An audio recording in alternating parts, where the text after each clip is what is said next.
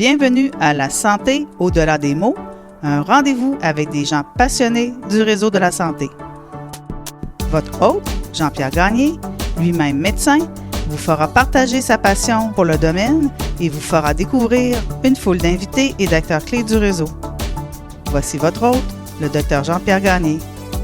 Bonne écoute!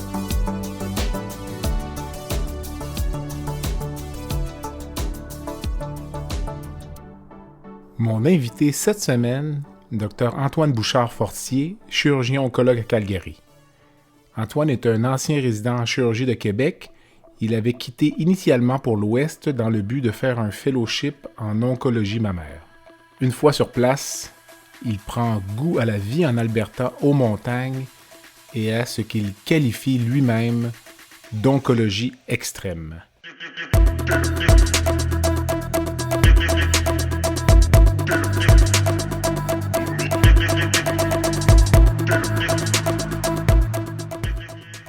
Il compare d'ailleurs son hôpital à une écurie de Formule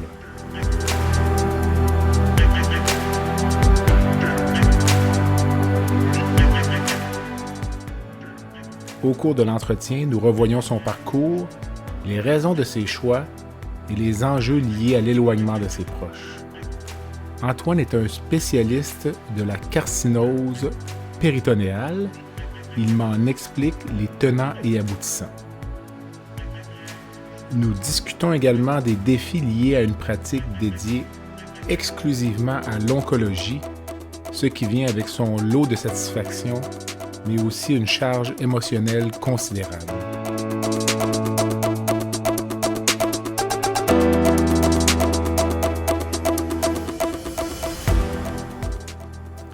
L'entrevue avec Dr Bouchard-Fortier peut certainement remettre en question, à certains égards, l'organisation et l'offre de soins au Québec avec, à prime abord, un avantage pour l'Alberta.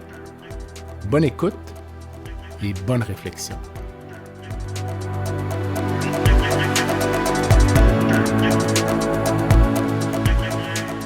Antoine, bon après-midi. Bon après-midi, Jean-Pierre. Merci de te prêter à l'exercice du balado La santé au-delà des mots.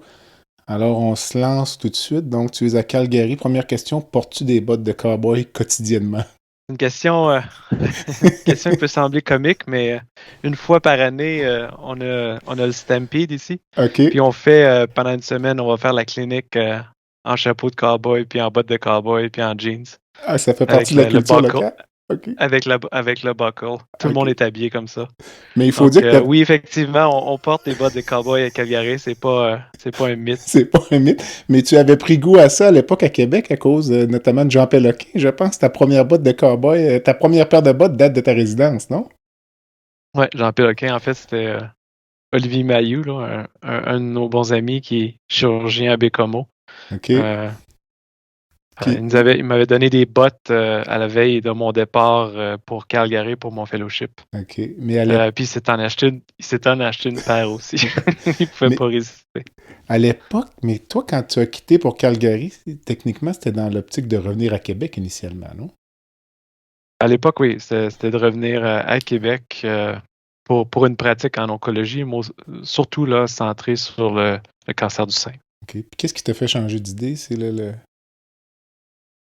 En fait, ça a été la décision là, a été un peu a pas été facile, ça c'est certain, mais je dirais que c'est multifactoriel. Hein. Quand je suis arrivé en Alberta, j'ai découvert un peu les montagnes, le plein air, puis un peu le ski extrême. Puis Okay. en même temps, j'ai découvert un peu la médecine extrême ou l'oncologie extrême, si on peut dire, dans le contexte on fait des cas assez extrêmes ici que j'avais pas jamais vu avant. Puis ça m'a fait remettre beaucoup de choses en question. OK. Puis là, après environ 8 ans, si je ne me trompe pas, là, que tu es... Ça fait déjà 8 ans. Le temps passe très vite. Dans ma tête, ça fait 2 ans. OK. Mais ça va vite, oui. Puis quand tu parles de cas extrêmes, là, tu fais référence à quoi, mais disons? Parce qu'à Québec, il y a quand même beaucoup de choses, ou il y a peut-être des cas que tu aurais pu avoir à Montréal, ou c'est vraiment... Ouais, disons, certaines tumeurs sont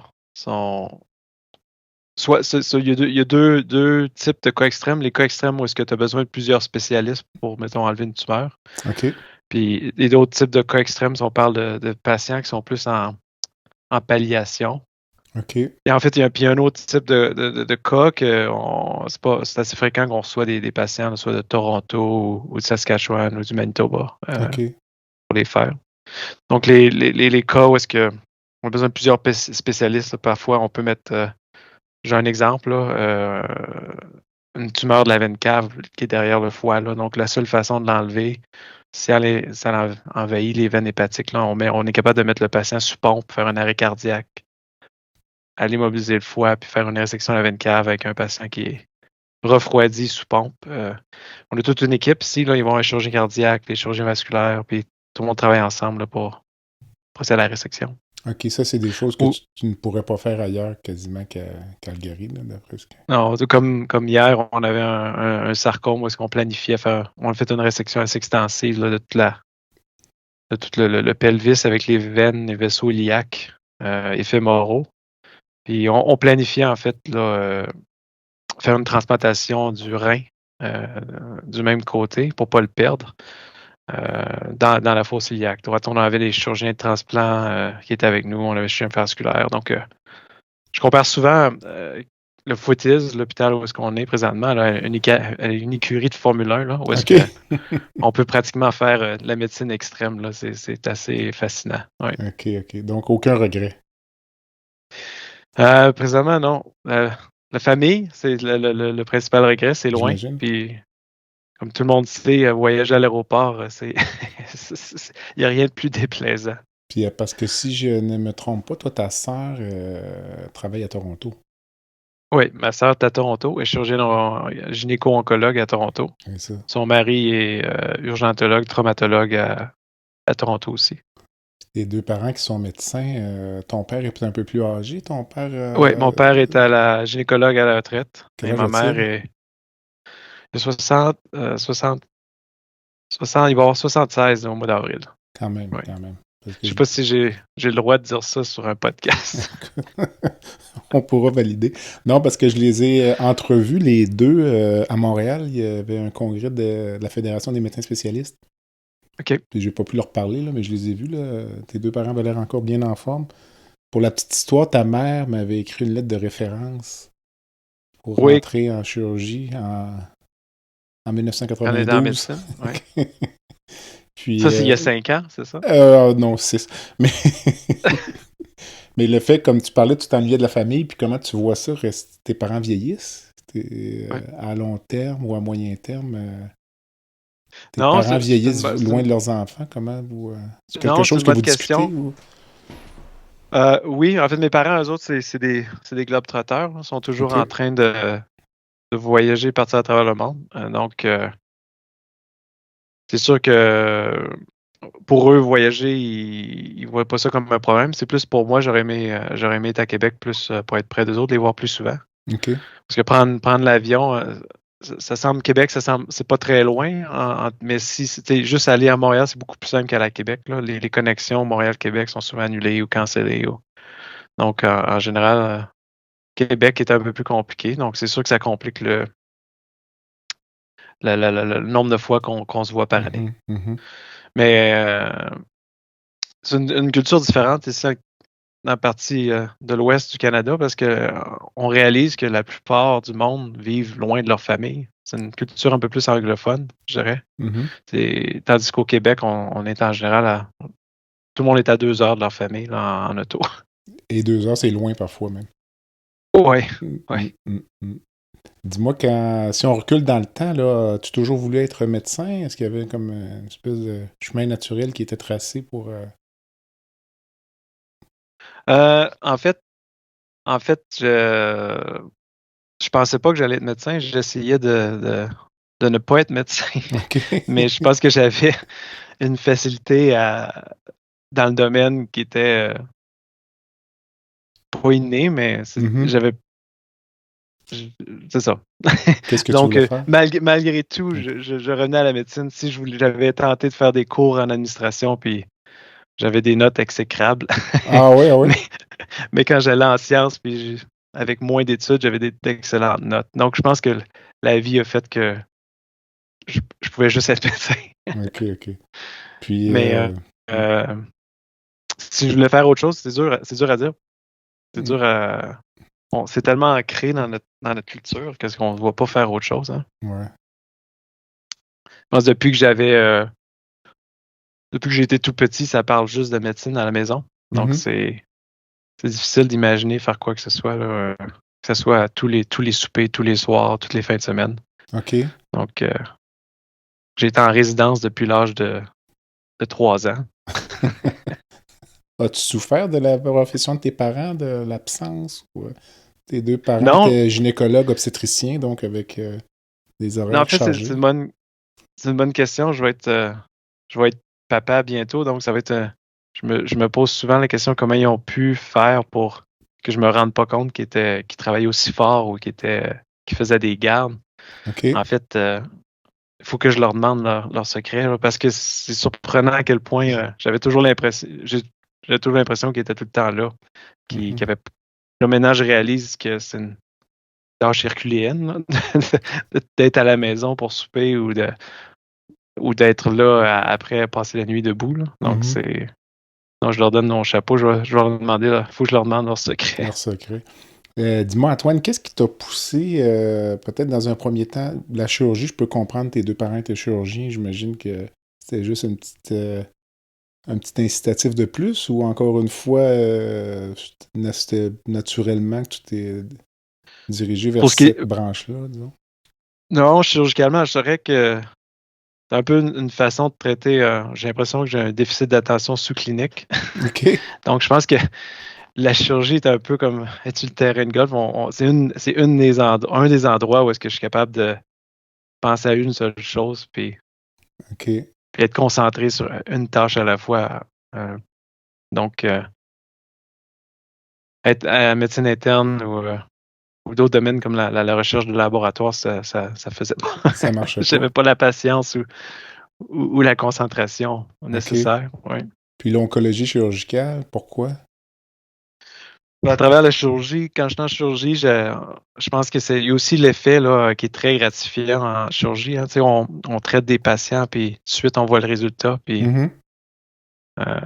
donc, c'est instantané. Là, c'est une gratification instantanée qui nous donne des sensations fortes en même temps. Donc, l'oncologie, j'ai l'impression que je suis allé chercher de façon encore plus là, une façon de faire de la chirurgie et d'être gratifié pour ce qu'on fait. OK. Il n'y a rien de plus gratifiant, dans le fond, que d'aider le monde qui a un cancer, là, je pense. Mais en termes de patients, puis en termes aussi, quand tu dis qu'on a enlevé un cancer, il n'y a pas un patient qui est pas reconnaissant de ça. Là. Quand on les voit, on fait des suivis 5 ans, là, puis quand on les voit après 5 ans, on dit bon, les chances que ça revienne sont excessivement faibles. Il n'y a rien qui est plus plaisant pour leur dire ça. Là. Ouais. Mais en même temps, avec ça, vient tout un lot de patients que tu opères et à qui tu es obligé d'annoncer que la maladie n'est pas resséquée ou que le pronostic est réservé, parfois sombre même. Oui, c'est vraiment extrême. On espère avoir plus de patients qu'on sauve que de patients à qui on fait du tort, si on veut dire. Hein. Mais à date, je suis encore dans le positif. OK. Puis, comme jeune chirurgien, là, tu traites des patients jeunes aussi, parce que le cancer ne fait pas de différence. Là. Comment tu trouves ça, traiter des patients de ton âge ou même des patients plus jeunes? Là? Non, c'est difficile, mais je pense que dans une carrière de chirurgien ou de médecin, tout le monde, à mesure qu'on vieillit, on passe tous à travers ça. Mais je l'ai juste passé à travers plus jeune que d'autres mes collègues.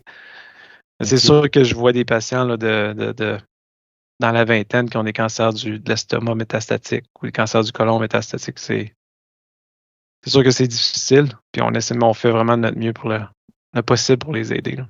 Parce que, écoute, moi, quand j'ai commencé à pratiquer, là, à 27 ans, j'étais chirurgien. Puis même faire une hernie inguinale ou une vésicule biliaire chez un patient de mon âge ou plus jeune, j'aimais pas ça. Là. C'était... je sais pas si je me projetais ou j'avais peur des complications parce que là, je me voyais mal handicapé, entre guillemets, ou laisser un jeune patient avec des séquelles. Donc, en oncologie, ça doit être épouvantable d'annoncer à des jeunes patients là, qu'ils ont des maladies incurables. Non, c'est difficile. Puis je pense que j'en ai beaucoup d'exemples comme ça. Là. Ça peut être émotif en clinique, là. Surtout quand tu leur dis que même les chirurgies extrêmes qu'on fait, puis on pousse les limites là, très, très loin. Là, des fois, on ne peut pas. Là. Puis c'est sûr que c'est difficile. Puis souvent, les jeunes patients, il y en a qui comprennent pas. Ils disent je suis excessivement en santé, je fais des ultramarathons, je suis végétalien, je prends mes vitamines. Puis malgré tout, là, ils ont soit pour différentes raisons, la génétique les a rattrapés, puis ils ont un cancer qui est avancé mettons, à 23, 24 ans. Là. OK. Puis après 8 ans, est-ce que trouves-tu ça plus facile qu'au début ou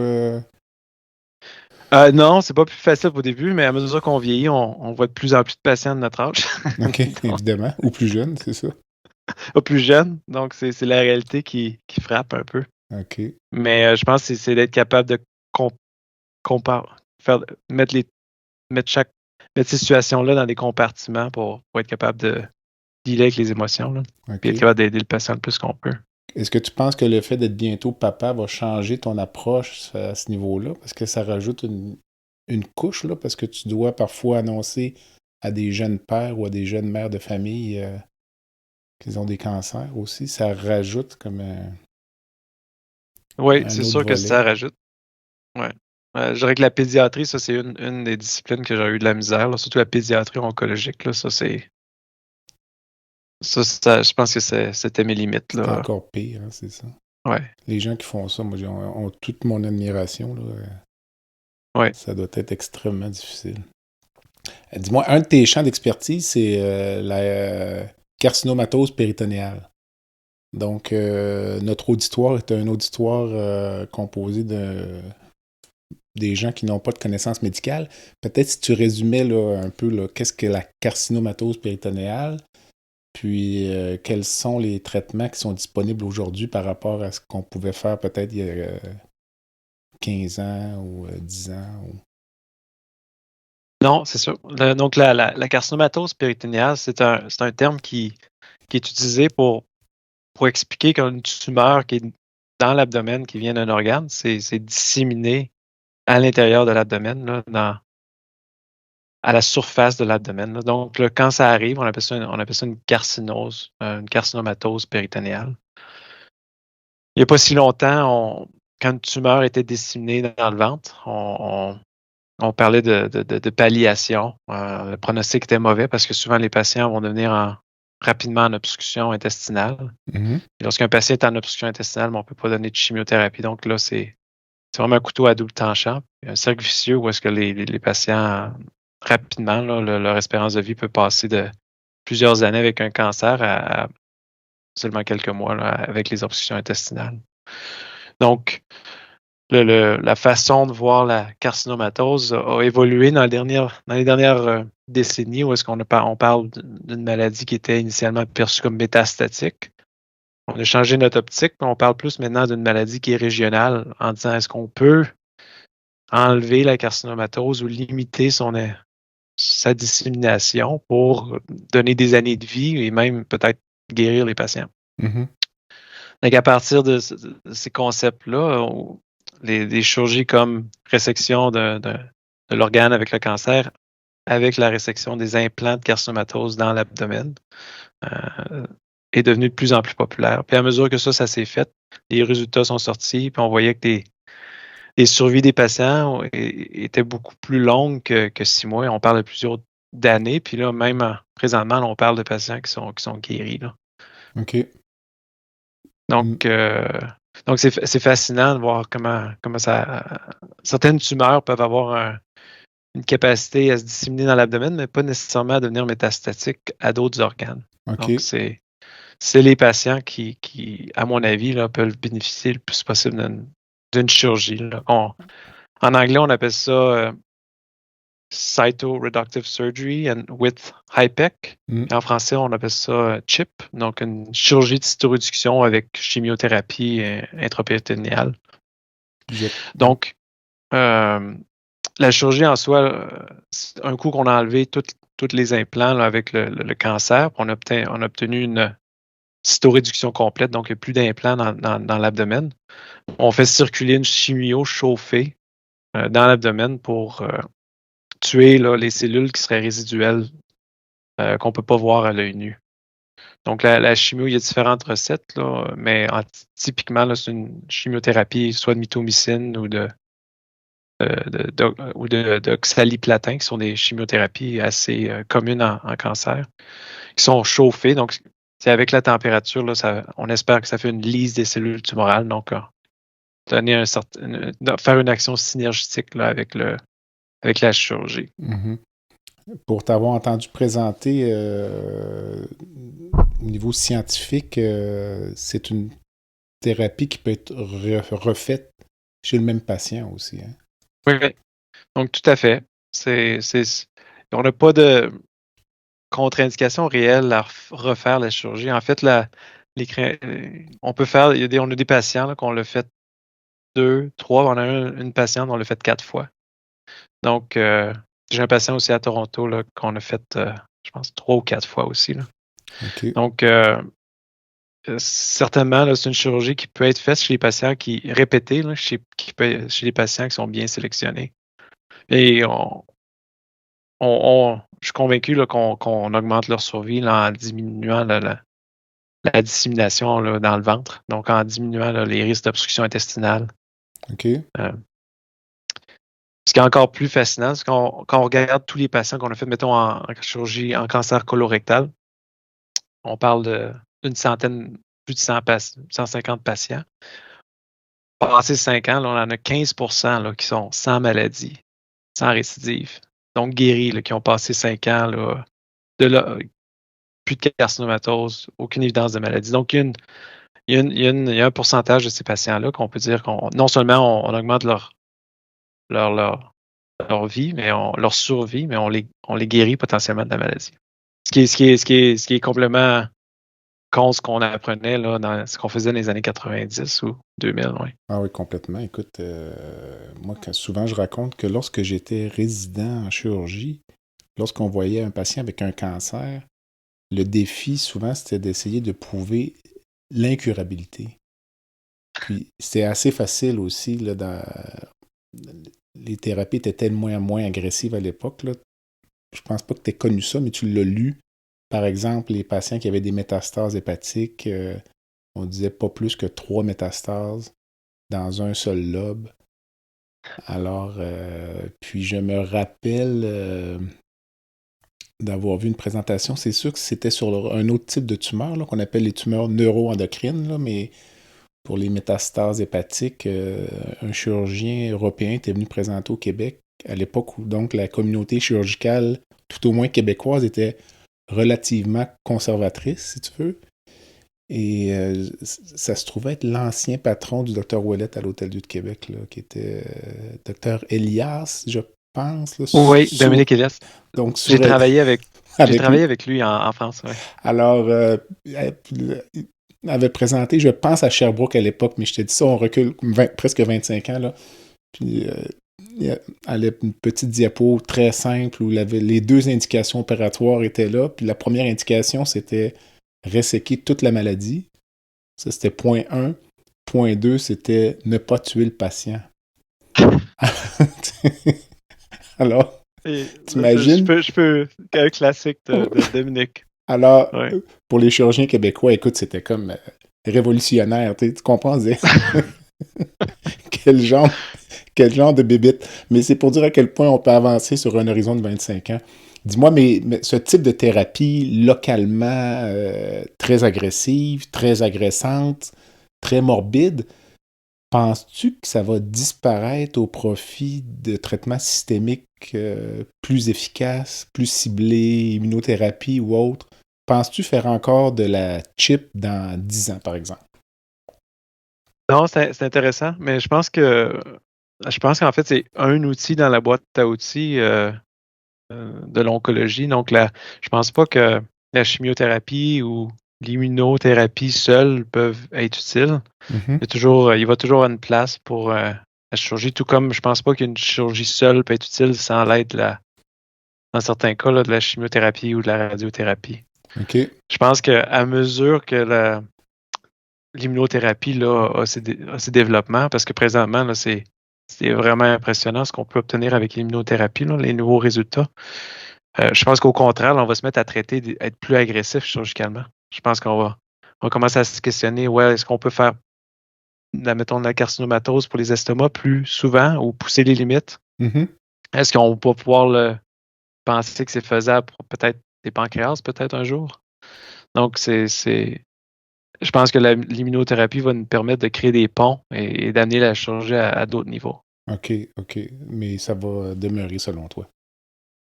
Je pense que oui. Okay, c'est quand même assez intéressant. Tu parlais là, à quel point ta pratique en Alberta est beaucoup plus stimulante, des thérapies, options au niveau professionnel plus intéressantes que ce que tu aurais eu au Québec.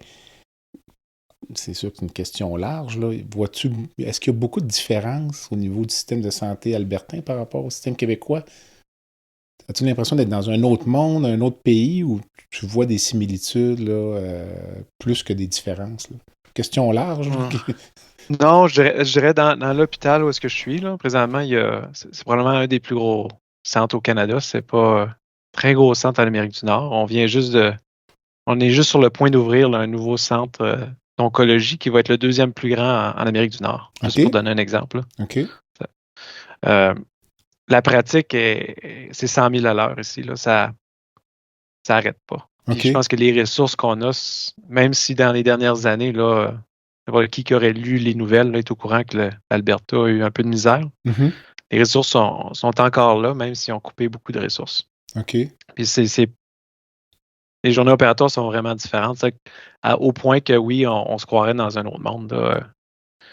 Quand je parle avec des collègues qui sont au Québec, j'ai vraiment l'impression de parler avec quelqu'un qui est dans un autre pays. Là. OK. Un pays moins fortuné, d'après.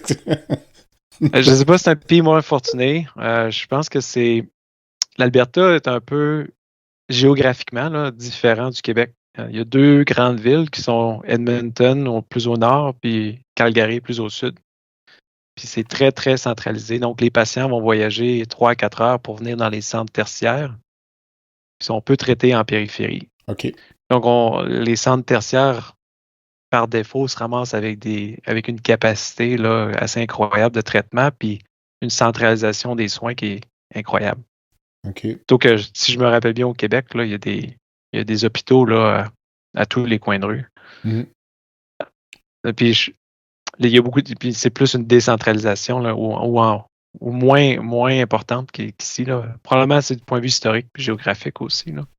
En fait, on voit une certaine centralisation au Québec, probablement si tu en parles à certains collègues ou amis communs qu'on a. Là, mais de dire qu'il y a une centralisation officielle, gouvernementale, pour certaines pathologies, là, cancer de l'œsophage, cancer pulmonaire, pancréas. Le reste, c'est une centralisation qui se fait peut-être de façon naturelle, je dirais, là, mais je pense que les nouveaux chirurgiens en temps pratique, puis par exemple, le cancer du rectum serait un bon exemple. Là. De plus en plus, c'est comme acquis que pour avoir des bons résultats en cancer rectal, ça prend une équipe multidisciplinaire. Donc, mais il n'y a pas de centralisation gouvernementale là, imposée, ce qui est peut-être le cas, j'imagine, en Alberta. Je ne sais pas si ça s'apparente à l'Ontario à cet égard. Oui. Ouais, non, c'est le cas en Alberta, mais c'est même le cas à l'intérieur de la ville, là, à Calgary. Là, donc, on a les chirurgiens sont assignés des privilèges, donc, puis pas tout le monde a des privilèges, mettons, de faire de la chirurgie du rectum, là, comme tu expliques, là, c'est assez connu que plus tu fais une chirurgie, plus tes résultats vont être bons. Est-ce qu'il y a une centralisation pour la maladie bénigne, par exemple? Comme toi, fais-tu des hernies inguinales, pour dire quelque chose? Non, ça, c'est une bonne question, en fait. En fait, non. Ça a pas j'ai pas vu de centralisation pour la maladie bénigne. Donc, la centralisation, c'est surtout pour la maladie oncologique. Je dirais la seule chose, ce serait pour la bariatrique. Parce qu'il y a une centralisation qui s'est faite. Là. OK. Excellent. Antoine, on prend une courte pause. Le podcast La santé au-delà des mots est une présentation du groupe conseil Beauchamp, Beaulieu, Dessureau, Toupin de la financière Banque nationale Gestion de patrimoine. Comme nous croyons que la santé financière fait partie de la santé globale, nous sommes heureux de nous joindre au Dr Jean-Pierre Gagné pour vous souhaiter une bonne saison de la santé au-delà des mots. Tu veux lancer ton propre podcast, mais tu ne sais pas comment t'y prendre? Pas de problème. Mouton Marketing peut t'accompagner de la conception au lancement. Envoie ton idée de podcast à bonjour@gomouton.com, bonjour@gomouton.com. L'univers du podcast t'attend.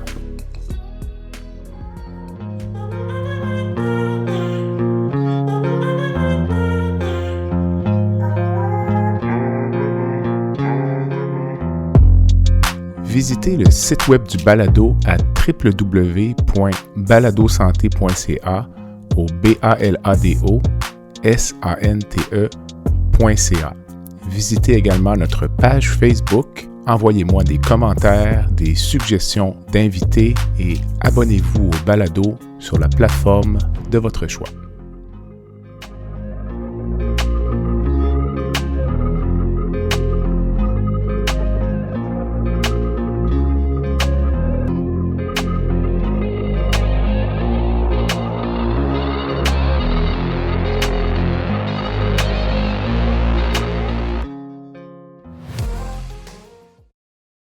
Antoine, dis-moi, est-ce que Calgary, c'est une ville plate?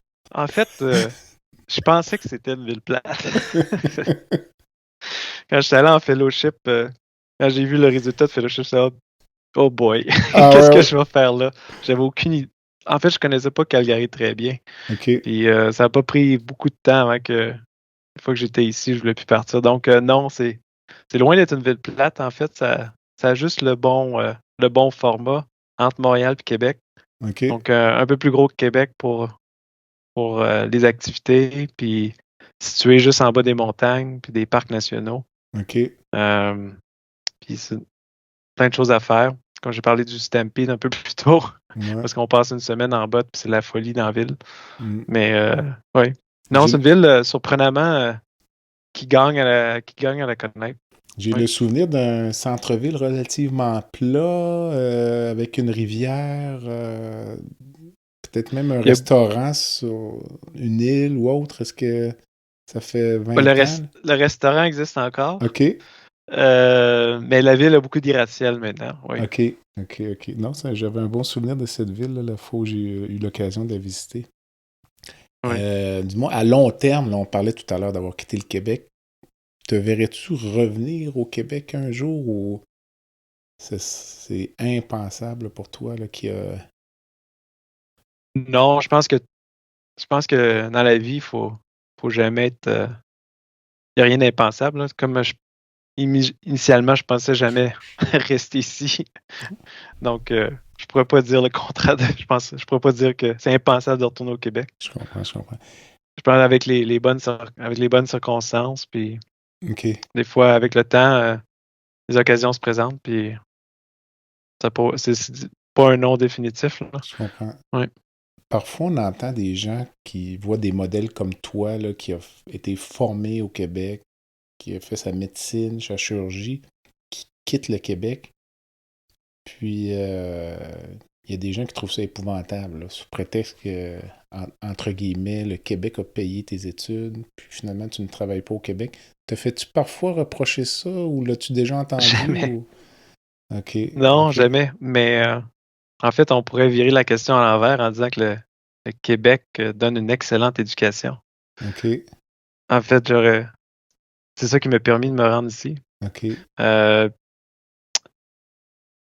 J'aurais pas pu revenir au Québec avec ce que je fais présentement.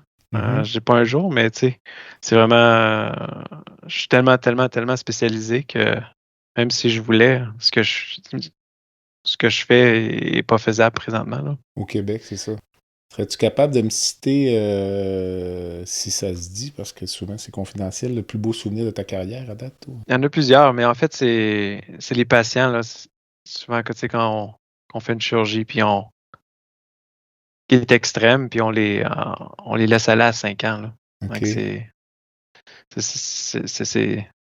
non, c'est ces patients-là.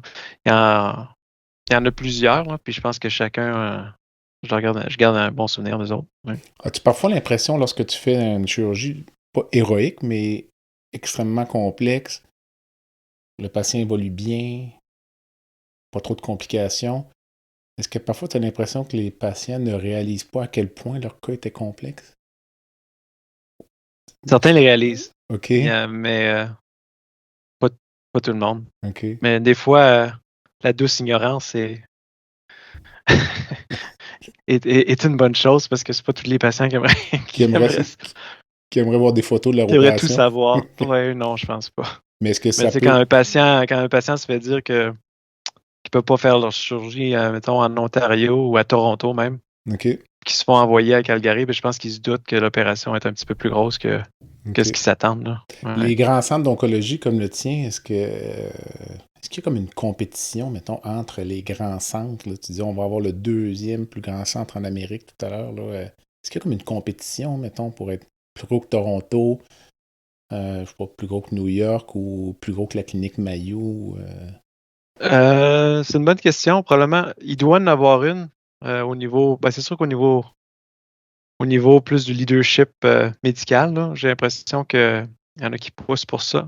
OK.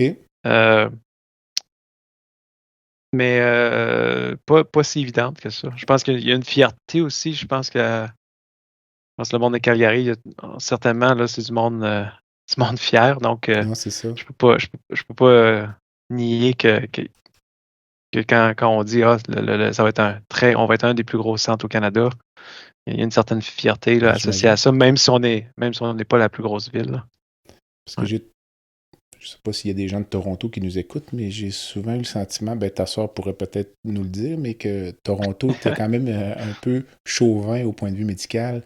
Donc, pour eux, d'envoyer des patients chez vous, est-ce que, selon toi, ça crée un malaise dans la ville reine ou...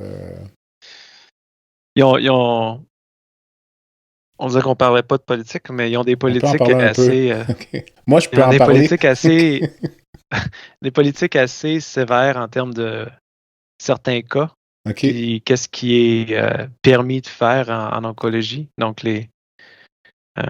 en Ontario, il y a une organisation qui s'appelle Cancer Care Ontario. Exactement.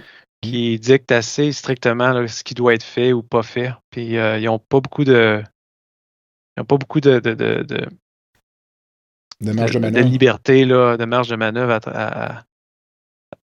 à travers l'oncologie. Là. Donc, les cas extrêmes doivent être approuvés là, souvent par Cancer Care Ontario, où ils vont leur dire vous pouvez seulement en faire un certain nombre. Ou... Ouais, c'est un peu difficile. Il y a une raison pour ça. Je pense qu'ils veulent avoir le contrôle puis que le monde ne fasse pas n'importe quoi. Mais d'un autre côté, il y a présentement, c'est une des raisons pourquoi il y a des patients qui sont envoyés en Alberta parce qu'ils peuvent pas être traités en Ontario. Fait que souvent, là, c'est l'Alberta où est-ce que leurs soins de santé sont couverts, ou c'est la clinique Mayo ou aller à New York, la Sloan Kettering. Mais dis-moi, quand tu dis, là, vraiment, Cancer Care Ontario va porter un jugement sur l'indication opératoire. Là. Ils vont aller... Aurais-tu un exemple? Parce que j'essaie de concevoir à quel point un administrateur pourrait s'impliquer dans une trajectoire de soins. Donc, un exemple, la carcinomatose en cancer d'estomac. OK. Donc, présentement, là, il y a des études qui commencent à sortir disant que oui, on allonge l'espérance de vie, puis oui, il y a des bénéfices à faire ça. Mais c'est quand même controversé à faire. Donc, les patients, il faut qu'ils soient très, très sélectionnés. Donc, la controverse fait qu'il y a peu d'études pour soutenir ça. Donc, ils ne sont pas capables de faire approuver cette chirurgie-là sans des études. Donc, c'est un peu un cercle vicieux parce que s'ils ne sont pas capables de le faire, donc ils ne sont pas capables de démontrer des résultats, donc ils ne sont pas capables d'être capables de se faire approuver pour ça. Donc, présentement, les patients avec une carcinomatose d'estomac qui sont des candidats pour une chip, donc sont envoyés en Alberta parce que les chirurgiens oncologues n'ont pas la capacité de le faire. Là. OK. C'est comme un peu une espèce de cercle vicieux, cette affaire-là, comme tu dis, parce que ça limite les capacités d'une ville comme Toronto de faire de la recherche.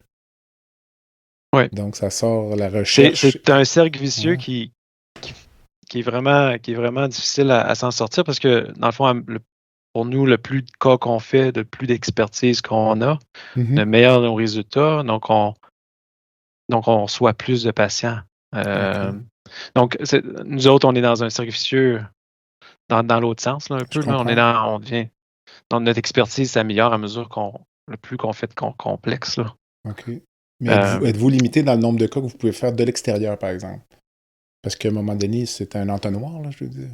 Oui, on était avant, il y a un certain temps, là, on n'était pas limité. Mais pour l'instant, là, des critères, là, c'est que s'ils ne sont pas capables d'avoir une chirurgie dans leur province, on est permis on est autorisé à faire la chirurgie. Donc, on a reçu des patients du Nouveau-Brunswick ou OK, quand même. de Saskatchewan, de l'Ontario, comme j'ai dit là, assez souvent, du Manitoba. OK. Ouais. Les patients viennent référer ou un patient peut venir demander une deuxième opinion puis vous allez l'accepter? Non, en général, c'est nos collègues, là, chirurgiens oncologues, qui disent écoute, j'ai les mains liées, je suis pas capable de faire ce cas-là, ou j'ai besoin d'aide, ou c'est des oncologues là, qui sont au courant qu'on fait ces cas-là. Là. OK. Le patient, disons, il va venir une première fois en visite, passer peut-être une journée ou deux, j'imagine? Ou, Non, oui, initialement, c'était ça. Mais avec la pandémie, beaucoup plus se fait par Zoom ou par téléphone. Donc, on reçoit toutes les pathologies, tous les documents ou la documentation médicale, le dossier du patient qui est envoyé. OK. Puis on fait un appel téléphonique au patient.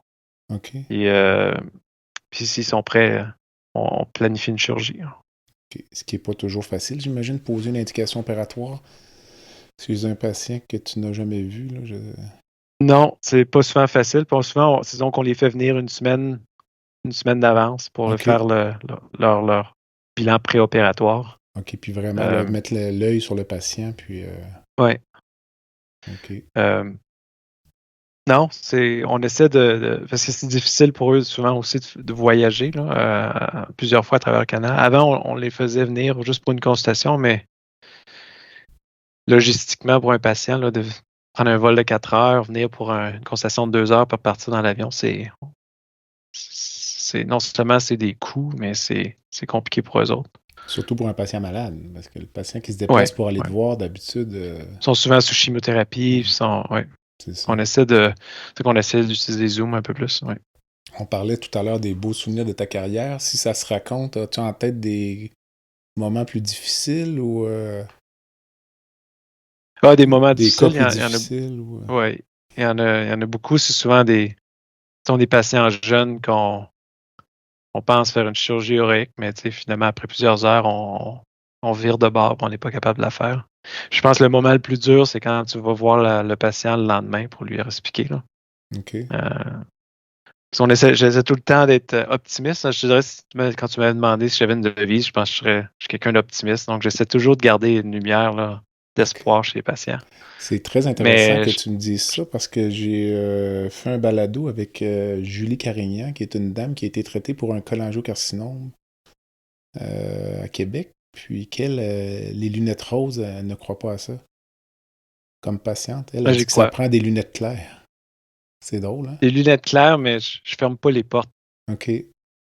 Dans le fond, je suis positif dans le fond. J'essaie de montrer aux patients qu'il y a des options. Okay. Toutes les portes sont ouvertes plutôt que de dire... avoir des lunettes claires, c'est être positif aussi à certains pour voir les portes ouvertes. Mais c'est difficile de faire face là, à l'échec. Là,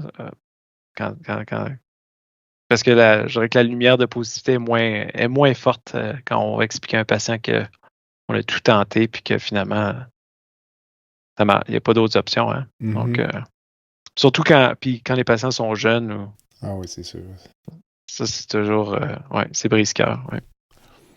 Avec la pratique que tu as, qui est essentiellement oncologique, comment ça t'amène à définir ce qu'est la santé? C'est quoi être en santé pour Antoine Bouchard-Fortier? Être en vie. OK. Ça me fait rire parce qu'il y a toujours du monde, je vois du monde en clinique personne ne va avoir un cancer. Puis les patients disent tout le temps, comment ça, j'ai pris un cancer? Mais je leur dis souvent, tu sais, tu peux pas être malade si t'es mort. Donc, je dis le plus longtemps qu'ils sont en vie, éventuellement, qu'ils vont avoir un cancer. J'avais rencontré une madame en clinique, une dame, 103 ans, partiellement aveugle, sourde. Elle venait parce qu'elle avait un nouveau diagnostic cancer du sein. OK. Elle était sous choc parce qu'elle ne voulait pas mourir de son cancer du sein. À 103 ans. Mais ce qui est une réaction complètement appropriée pour un individu. Parce que dans sa tête, elle n'a pas nécessairement 103 ans. Mm-hmm. Donc, c'est intéressant, mais tant qu'on est en vie, on est sujet à être malade. Donc, pour moi, la santé, c'est... c'est simplement d'être en vie. Simplement d'être en vie. C'est bon. Puis en même temps, ça rejoint encore une fois les propos que mon invitée Julie me disait il y a quelques semaines. Dans le cancer, pour elle, son objectif, c'est de gagner du temps dans l'optique où plus elle reste en vie longtemps, en souhaitant que ça va être favorable dans son cas, plus ça ouvre la porte à d'éventuels traitements qui ne sont pas disponibles maintenant. Donc, non, elle a tout à fait raison, parce que souvent, on peut être un peu... on peut rire de ça, mais elle a complètement raison. Si on retourne dans les années pas si longtemps, là, quand j'ai fait mon fellowship, là, les patients qui étaient avec mélanome métastatique, là, souvent, il y avait 6 à 9 mois de survie. Hein? On disait qu'il n'y avait pas de chimio, pas de traitement. Puis soudainement, là, vers la fin de mon fellowship, les données et les études en immunothérapie ont commencé à sortir. Puis les patients métastatiques à qui on leur a donné 6 mois, là, je les vois encore en clinique. Là. Après 7 à 8 ans. Oui. C'est incroyable. Donc sa théorie est tout à fait valable. Là. Donc, c'est une des raisons pourquoi je pense des fois on peut... Il n'y a rien de mal à essayer d'allonger la vie de quelqu'un ou diminuer ses symptômes en faisant soit par chirurgie ou par traitement. Parce que dans bien des cas, le cancer métastatique, ça devient un peu comme une maladie chronique. Oui, tout à fait. Comme le cancer colorectal métastatique, on parlait tout à l'heure, maximum de 3 lésions dans un lobe, les gens étaient condamnés. Maintenant, comme tu le sais, des métastases hépatiques, pulmonaires, puis on rejoint un peu la philosophie du docteur Elias. Là, tant qu'on ne tue pas le patient, il y a des bonnes chances qu'on l'aide, en gardant si la morbidité est acceptable, évidemment. Oui, tout à fait. Puis c'est un peu la discussion que j'ai souvent avec les patients là, quand le cancer revient, là, quand ils ont des récidives. Quand je les amène à comprendre qu'en fait, le cancer, c'est plus une maladie chronique là, que quelque chose qui est précis dans le temps, là, parce qu'on s'en débarrasse. Okay. Je pense qu'il y a une évolution aussi là, à travers la maladie, donc les patients peuvent apprendre à vivre avec le cancer, puis avec la chronicité aussi. Là. Dis-moi, ça a l'air assez plaisant quand même, ton milieu de travail, mais si je te donnais une baguette magique pour changer une chose dans ton hôpital, est-ce qu'il y aurait quelque chose que tu changerais? Je travaillerais moins. Ah ouais? Si j'étais capable de me cloner, ça serait l'idéal. Tu travailles combien d'heures par semaine? Entre 60 et 80, oui. Quand même. Oui. Fais-tu de la garde en chirurgie générale ou de la garde en chirurgie oncologique? Oui, on fait une garde en chirurgie générale. Donc, c'est une semaine, on couvre tout ce qui rentre dans l'hôpital, là, un peu comme un service de chirurgie aiguë, là, acute care, comme on dirait en bon français. En soins aigus chirurgicaux? Oui. À quelle fréquence? Environ une fois aux 6. Oui. Est-ce que je me trompe ou à certains égards, tu peux en arriver au point où le cas le plus complexe de ta semaine, ça va être une hernie inguinale incarcérée? Tu sais, des choses relativement simples ou est-ce que c'est possible? Non, en fait, quand je suis de garde, je vois ça quasiment comme une vacance. Donc, je trouve ça assez relaxant. OK.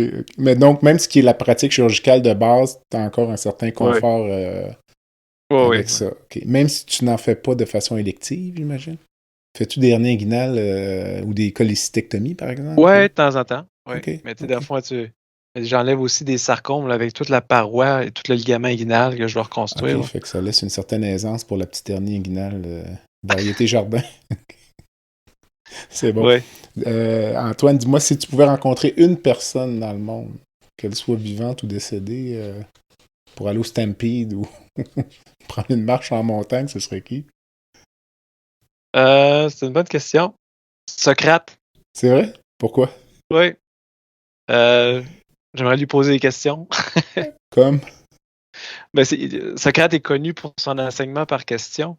OK. Je voudrais juste... si j'avais quelqu'un à prendre une marche, ça serait avec Socrate. Parce qu'au bout de la marche, il virerait la question de mon côté puis il me ferait comprendre plus d'affaires que je connais. Très intéressant. As-tu une cause qui te tient à cœur? Supportes-tu une fondation dans ton milieu ou... Oui, j'en ai une. On a une organisation qui s'appelle Broken Earth. OK. Qui a été partie par Dr. Fury, qui était un chirurgien orthopédiste de Terre-Neuve, qui est en fait là, présentement qui est présentement le premier ministre, je crois. OK. Donc, c'est une organisation où est-ce que un groupe de médecins et d'infirmières partent. Là. Au début, on est allé à Haïti faire de la chirurgie humanitaire là, 3 ans de suite. Puis là, présentement, là, on va souvent là, au Guatemala pour faire des chirurgies là, type humanitaire, là, où est-ce qu'on va pendant une semaine, puis on va aider là, les patients là-bas. Là. Toi, tu es parti combien de fois? Je suis allé 3 fois à Port-au-Prince, à Haïti. À quelle époque?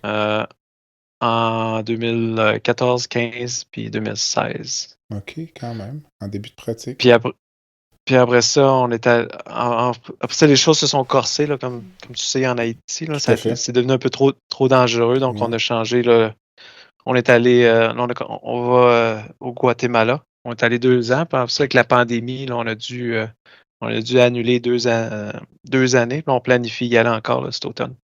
Mais toi, disons, tu vas aller passer quoi, une semaine? Un mois? Ouais. Une semaine? Une semaine avec ton équipe de l'hôpital. Okay. Puis on est connecté avec des organisations qui sont là sur les lieux là, pour organiser là, les patients. La première journée, il y a différentes façons de faire de la chirurgie humanitaire. Là. Il y a soit quelqu'un peut enseigner, soit quelqu'un peut partir des mois, soit quelqu'un peut lever des fonds ou développer une nouvelle technique, ou soit ça, c'est une autre façon, de partir une semaine, faire des cas avec ton équipe de ton hôpital. Okay. Donc, la première journée, typiquement, là, on va voir près d'une centaine de patients. Là, puis on essaie de faire un triage là, de qui a besoin de quoi. Ces patients-là sont logés, nourris dans une auberge là, qui est fournie par le gouvernement. Mm-hmm. Puis là, ils attendent leur chirurgie là, pendant la semaine. Puis on les organise là, avec leur chirurgie. Là.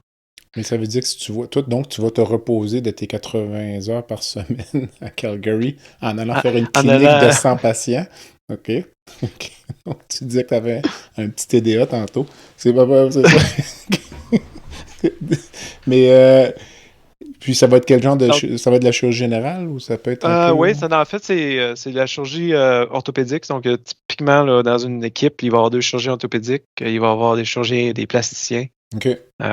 Des fois des gynécologues puis des chirurgiens généraux. Toi, tu vas faire quoi, disons, des hernies ou des choses comme ça? Souvent, c'est la chirurgie hernière ou des fois des vésicules. Okay. Donc, beaucoup d'hernies, des vésicules. OK. Ouais. Quand même. Non, donc, c'est une organisation Broken Earth. Si l'auditoire tape ça dans Google, il peut voir l'organisation puis les différentes équipes là, à travers le Canada. Là. Je crois qu'il y a des équipes à Ottawa, à Calgary, à Vancouver, à Montréal. OK. Ben, je mettrai le lien dans tes notes de balado. Donc, OK. Écoute, Antoine, je te remercie beaucoup. Non, merci de m'avoir invité. C'était très plaisant. Ça a été très plaisant. Puis peut-être au plaisir de se voir en personne quand tu viendras à Québec prochainement. Oui. Même chose à Calgary, à dos de cheval, en bas de cowboy. Excellent. Merci. À la prochaine. Au revoir. Bye.